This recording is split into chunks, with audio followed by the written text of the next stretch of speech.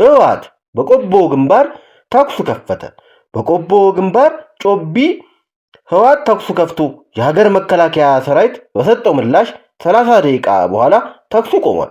የመከላከያ ኃይልን ለመፈተሽ በሚል የተጀመረው የዛሬ ማለዳ የተኩስ ልውውጥ ወዲያው ቢቆምም መከላከያ በዛው ቅጽበት ተጨማሪ ቦታዎችን ተቆጣጥሯል። የሀገር መከላከያ አዲስ ቀኝ የሚባለውን እና ከህወሓት ጋር አብረው የሚሰሩ ፋኖች ይዘውት የነበረውን ይህንን ስፍራ የተቆጣጠረው 10 ደቂቃ ባልሞላ ተኩስ ነው። ከጮቢ በላይ ያለችው ይቺ ስፍራ የፋኖ ኃይሎች ወደ ባቡር መስመሩ ብቅ ጥልቅ የሚሉባትና አዲስ ለታሰበው ጥቃት የተመረጠች ቦታ እንደነበረች ዜናውን ያጋሩን አመልክቷል። ተጨማሪ መረጃዎች ይዘን ባንዳ ለሆዱ ሲሞት እኛ ለሀገር ሉዓላዊነትና ለህዝቦች ክብር እንሞታለን ሲሉ ፊልድ ማርሻል ብርሃኑ ጁላ ገለጹ። ባንዳ ለሆዱ ሲሞት እኛ ግን ለሀገር ሉዓላዊነት ለህዝቦች ክብርና አንድነት እንሞታለን በማለት ፊልድ ማርሻል ብርሃኑ ጁላ የኢትዮጵያን የቁርጥ ቀን ልጆች ጽኑ አቋም አረጋግጠዋል። ፊልድ ማርሻል ብርሃኑ ጁላ ይህንን የገለጹት በልዩ ዘመቻዎች የ2018 በጀት ዓመት ስራ አፈጻጸም ውይይት ማጠቃለያ ተገኝተው ስለ ወቅታዊ ሀገራዊ ሁኔታ ለሰራዊቱ አመራሮች ስራ መመሪያ በሰጡበት ወቅት ነው።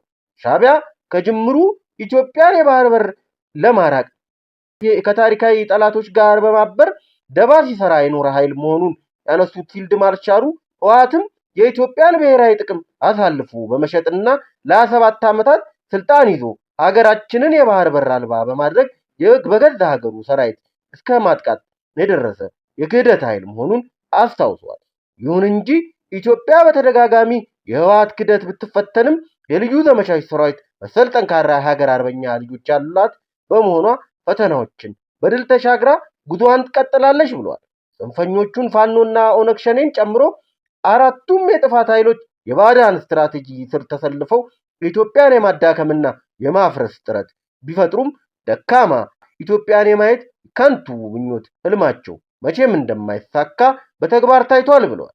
ወያኔ የኢትዮጵያን ህዝብ በመከፋፈልና የትግራይን ህዝብ ከወንድም የኢትዮጵያ ህዝብ ጋር በጠላትነት እንዲታይ ሲሰራ የኖረ እኩይ የፖለቲካ አራማጅ ነውም ብለዋል። ዛሬ ላይ ያውላ ሴራው ከሽፎ የትግራይን ህዝብ ጨምሮ አጠቃላይ የኢትዮጵያ ህዝብ የዚህም ቡድን መሰሪነት በመረዳቱ ከህዝብ ተነጥሎ የቀድሞ ጠላቶቹን ሸኔንና ጽንፈኛ ፋኖን አቅፎ እንዲሁም ሻዕቢያን አዝሎ ትናንት ክህደቱን በአደባባይ እየደገመ ይገኛል ብለዋል። በዚህም የልዩ ዘመቻዎች እዝ አባላት እነዚህ የጥፋት መልእክተኞች በኢትዮጵያ ህዝብ ላይ የደቀኑትን ጥፋት በማምከን እብሪታቸውን ማስተንፈስና የጥፋት እግራቸውን መስበር እንዳለባቸው ፊልድ ማርሻል ብርሃኑ ጁላ አሳስቧል። በተለይም የህወሓትን የፋኖንና የሸኔን የተላላኪነት ሚና በመሰባበር የሻዕቢያን የግብረ አበሮቹን ተስፋ ማጨለም እንደሆነ በማስረዳት ሰራዊቱ ከአያቶቹ የቀዳውን አርበኝነት በተግባር እንዲያሳይ አቅጣጫ ሰጥቷል። በአሁኑ ወቅት በትጥቅም ሆነ በሰው ኃይል ግንባታ ከፍተኛ ደረጃ ላይ የደረሰው የልዩ ዘመቻዎች ለሰፈር ባንዳዎች ብቻ ሳይሆን የትኛውም አቅጣጫ በሀገር ላይ ለሚቃጣ ማንኛውም ጥቃት ፈጣንና አስተማማኝ ምላሽ ለመስጠት ሙሉ ዝግጅቱን አረጋግጧል ብሏል። ኢትዮጵያ በጀግኖች ልጆቿ ደጀንነት የጀመረችውን የእድገትና የብልጽግና ጉዞ ወደፊት ትቀጥላለች። የታሪካዊ ጠላቶች ህልምም መቼም አይሳካም ሲሉ